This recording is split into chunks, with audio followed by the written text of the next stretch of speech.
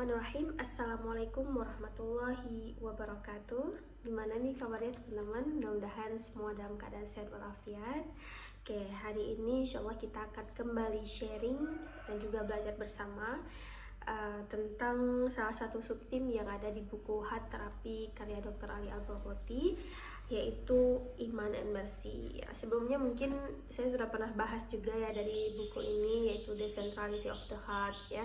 Kenapa hati itu dikatakan sebagai sentral gitu, sebagai pusat dari segala tindak laku manusia gitu. Nah, hari ini kita akan belajar bersama terkait dengan Iman and Mercy. Jadi iman dan juga rahmah ya. Mercy itu dalam bahasa Arab itu rahmah, artinya compassion, kasih sayang gitu. Ada hubungan apa sih antara iman dan juga kasih sayang gitu? Oke, langsung saja ya teman-teman. Oke, the guidance of Allah and iman are the greatest mercy we receive from Him. Tuh, jadi dalam buku ini Dr. Al-Baghoti mengatakan bahwasanya hidayah yang Allah berikan kepada kita dan juga iman yang ada dalam diri kita itu merupakan kasih sayang terbesar yang Allah berikan kepada hambanya gitu. Jadi jangan meremehkan nikmat iman ya teman-teman, karena tidak semua orang bisa merasakan nikmat iman dan Islam gitu ya. Okay, this mercy brings the most meaningful change to our lives and saves us in the next. Kenapa? Karena kasih sayang Allah dalam bentuk hidayah yang Allah berikan kepada kita itu memberikan perubahan yang sangat besar dalam hidup kita. Tentunya perubahan dalam hal kebaikan, dan tidak hanya di dunia saja, tapi hidayah dalam bentuk iman ini juga bisa menyelamatkan kita di akhirat kelak. Jadi sangat luar biasa ya rahmah yang Allah berikan melalui hidayah dan iman. This mercy opens the doors of eternal happiness for us without pain, worry, or suffering. Dan rahmah atau kasih sayang Allah ini itu bisa membuka pintu kebahagiaan yang hakiki tanpa ada duka di situ, tanpa ada kekhawatiran yang berlebihan dan penderitaan gitu. Maksudnya apa gitu? Maksudnya adalah gini teman-teman, ketika Allah SWT memberikan kita kasih sayang, memberikan kita rahmah dalam bentuk iman dan juga hidayah, maka sebenarnya di situ Allah SWT sedang mempersiapkan kita untuk menjadi seorang muslim atau seorang mukmin yang kuat dalam segala hal. Kenapa? Mungkin teman-teman pernah mendengar ada hadis mengatakan indahnya menjadi seorang muslim atau menjadi seorang mukmin. Kenapa? Karena ketika dia ditimpa musibah dia akan bersabar, dan ketika diberikan anugerah maka dia akan bersyukur. Nah, jadi nikmat iman yang Allah tanamkan dalam diri kita itu harusnya bisa mengguide kita menjadi seseorang yang lebih istilahnya yang lebih kuat gitu, seorang yang bisa menerima apapun yang menjadi takdir dalam hidupnya. Jadi lebih ke acceptance ya, penerimaan gitu. Nah, kenapa nikmat iman dan hidayah ini sangat penting teman-teman? Karena ketika kita diberikan musibah oleh Allah Subhanahu wa Ta'ala, contoh kecil misalnya Allah mengambil apa yang telah Allah titipkan kepada kita. Nah, jika kita tidak mempunyai hidayah atau tidak mempunyai iman yang kuat dalam diri kita bahwa ini merupakan takdir dari Allah, ini merupakan milik Allah dan Allah bisa mengambilnya kapan saja.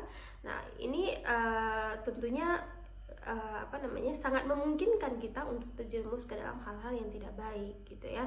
Misalnya pelariannya nanti ke narkoba, atau misalnya bisa jadi bisa mempengaruhi mental health juga gitu, kesehatan jiwa. Makanya dikatakan bahwasanya the guidance of Allah and also mercy in iman itu bisa kayak opens the eternal happiness, the doors of eternal happiness ya, kebahagiaan yang hakiki apabila kita betul-betul bisa merasakan nikmat daripada iman dan hidayah yang Allah berikan. Okay, the one with the greatest portion of this mercy is the most deed and most knowledgeable. Jadi siapa sih sebenarnya yang mendapatkan rahmat Allah yang sangat besar? Nah, kalau di dalam buku ini dikatakan bahwa yang mendapatkan rahmat Allah, kasih sayang Allah yang sangat besar sebenarnya adalah mereka-mereka yang mau menuntut ilmu atau mereka-mereka yang berilmu pengetahuan gitu ya. Dan juga yang mendapatkan hidayah gitu, berilmu dan juga mendapatkan hidayah. Maksudnya seperti apa? Gini loh teman-teman, ketika Allah SWT memberikan kita rahmahnya dalam bentuk ilmu pengetahuan, tidak mesti ilmu pengetahuan agama ya, ilmu pengetahuan kedokteran misalnya, sains, dan segala macam itu, apabila kita betul-betul mendalami ilmu tersebut dan kemudian kita juga mempunyai iman dalam diri kita, tentu ini menjadikan kita lebih kuat keimanan kita kepada Allah, menjadikan kita lebih bersyukur atas apa yang Allah berikan kepada kita. Nah, makanya dikatakan bahwasanya orang yang paling merasakan kasih sayang Allah itulah orang-orang yang mereka diberikan ilmu pengetahuan, atau mereka-mereka yang mau mencari kepada ilmu pengetahuan ya, seeking knowledge gitu, yang mau berusaha untuk mendapatkan ilmu apapun dalam hal apapun gitu ya.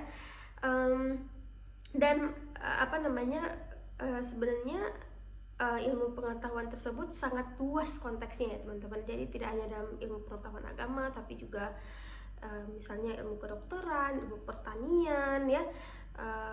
Bahkan ilmu tersebut itu juga bisa didapatkan dalam kehidupan sehari-hari begitu. Jadi orang yang mau terus belajar itu sebenarnya adalah orang yang paling mendapatkan dan paling bisa merasakan kasih sayang dari Allah Subhanahu wa taala. Karena itu tadi, karena hal-hal yang semakin kita tahu gitu ya, akhirnya membuat kita semakin tahu bahwa kita tidak tahu apa-apa ya. We have nothing gitu. Kita tidak ada apa-apanya dibandingkan dengan segala sesuatu yang telah Allah ciptakan dan berikan kepada kita gitu. Okay, since the most learned know most about this mercy, it is they who should develop the most merciful attitudes. Nah, karena orang yang paling merasakan atau mendapatkan kasih sayang dari Allah itu adalah orang yang mempunyai ilmu pengetahuan, ya, maka seharusnya orang yang berilmu itu juga menjadi orang yang paling baik attitude-nya, atau orang yang paling penuh kasih sayang terhadap sesamanya gitu. Kenapa? Karena Ibnu Qayyim notes ya, Ibnu Qayyim itu pernah mengatakan dalam bukunya bahwa that there is a connection between ilm and mercy. Karena ada koneksi, ada ketersambungan antara ilmu dan juga kasih sayang. Ya, as the first expands, nah, bahwasanya kita tahu bahwa ilmu itu dia akan terus berkembang, menyebar gitu kan. So should the second, maka seharusnya kasih sayang juga begitu ya. Kenapa bisa dikatakan seharusnya orang yang berilmu itu kasih sayang terhadap sesamanya itu harus lebih luas, lebih besar gitu. Kita kasih contoh ya teman-teman. Misalnya orang yang Allah berikan kelebihan kepadanya, dia memiliki ilmu tentang kedokteran contoh. Maka seharusnya ilmu tersebut bisa menjadikan dia orang yang lebih bermanfaat kepada orang lain dalam hal kedokteran tersebut, karena ilmunya tersebut gitu. Jadi dia bisa membantu orang yang kesakitan misalnya ya, bisa membantu mereka-mereka yang mau berobat tapi misalnya tidak mempunyai biaya untuk berobat gitu. Jadi seharusnya orang yang berilmu itu rasa kasih sayangnya terhadap sesama itu juga lebih besar gitu, karena ya dia bisa merasakan rasa kasih sayang Allah berikan kepada dia melalui ilmu pengetahuan. Nah, harusnya rasa itu juga bisa di-expand gitu, bisa disebarkan ke orang-orang di sekitarnya gitu ya. Allah says about himself, Rabbana wasi'ta kulla syai'in rahmah wa ilma. Our Rabbi have encompassed all things in mercy and knowledge. Allah Subhanahu wa taala telah istilahnya memperluas atau mengelilingi segala sesuatu itu dengan mercy atau dengan kasih sayang, dan juga knowledge dengan ilmu pengetahuan. Tuh, jadi segala sesuatu yang ada di sekitar kita itu sebenarnya penuh dengan mercy ya, penuh dengan kasih sayang Allah gitu, dan juga penuh dengan ilmu pengetahuan bagi mereka yang ingin belajar gitu. As Allah's knowledge encompasses everything, bahwasanya ilmu pengetahuan Allah itu meliputi segala hal, so does His rahmah encompasses everything. Maka begitu juga dengan kasih sayangnya Allah itu ada dalam segala hal. Allah knows all of our weaknesses and needs, all of what works for us and what doesn't. Jadi Allah Subhanahu wa Ta'ala itu tahu apa sih kekurangan kita, apa kekurangan hambanya, ya. Dan Allah Subhanahu wa Ta'ala juga tahu apa yang kita butuhkan. Nah, jadi ini penting sekali ya teman-teman. Jadi mungkin tidak segala hal yang kita inginkan dalam kehidupan kita ini Allah berikan, ya. Contoh misalnya saya pribadi, saya dari kecil itu kalau ditanya cita-citanya apa, itu pasti jawabnya pengen jadi dosen, ya. Dan alhamdulillah Allah muluskan jalannya, maksudnya saya selesai S1, selesai S2. Tapi pada hakikatnya kemudian ternyata Allah memberikan saya nikmat lain. Maksudnya adalah yang Allah berikan kepada saya itu ternyata profesi saya gitu, mungkin yang lebih cocok untuk saya itu bukan dosen tapi sebagai penyuluh agama Islam atau Islamic counselor. Kalau misalnya kita lihat secara detail mungkin ya tidak seperti yang saya inginkan gitu, tidak seperti yang saya cita-citakan dari dulu misalnya profesi saya yang sekarang. Tapi kalau dilihat dari garis besar, ternyata Allah yang berikan kepada saya itulah yang terbaik untuk saya gitu. Kenapa? Karena sebenarnya apa sih cita-cita yang kita inginkan? Tujuannya itu apa? Tentu sharing knowledge kan, tentu berbagi sesuatu dalam hal apapun gitu.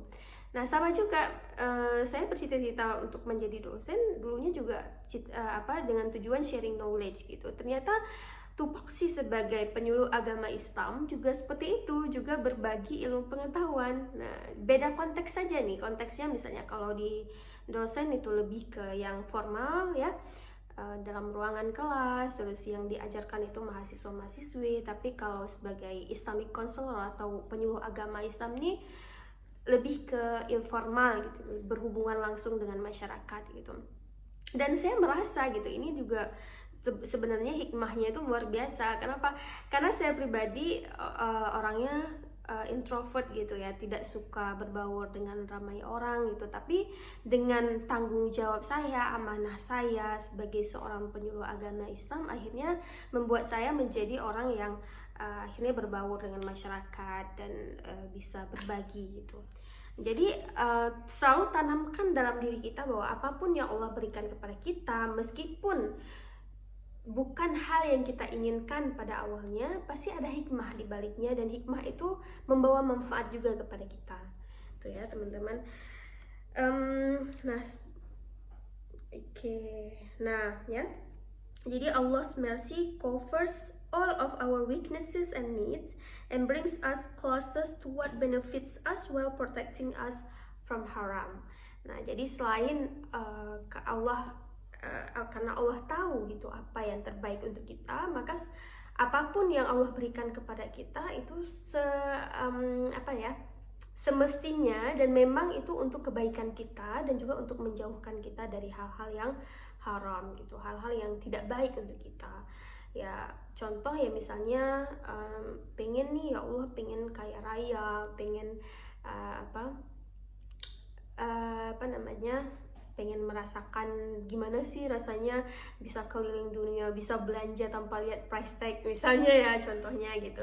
Tapi balik lagi, kenapa Allah belum kasih kita itu? Mungkin itu bukan yang kita butuhkan gitu.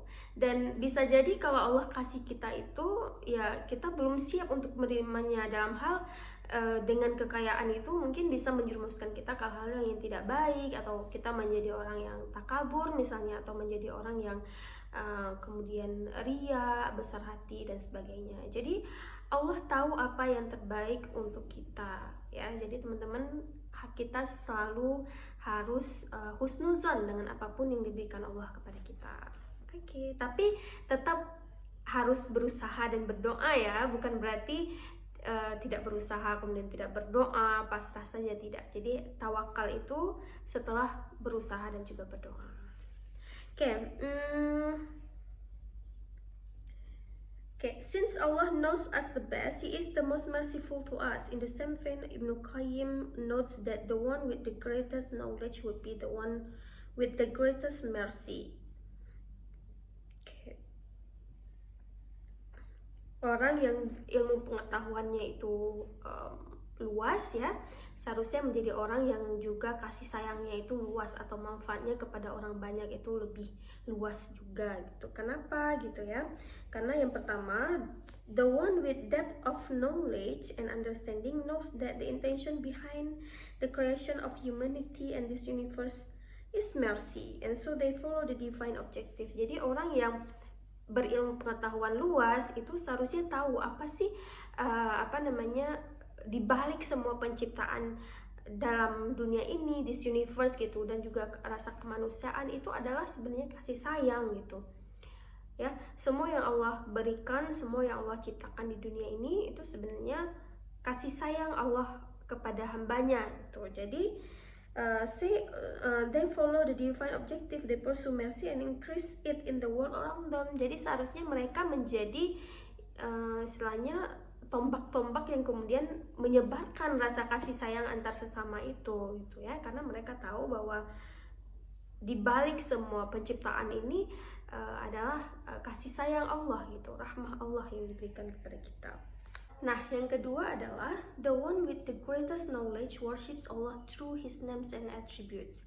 Since rahmah is one of Allah's greatest and most expensive attributes, it covers all of His creation. He adopts this quality in his life to be closer to Allah.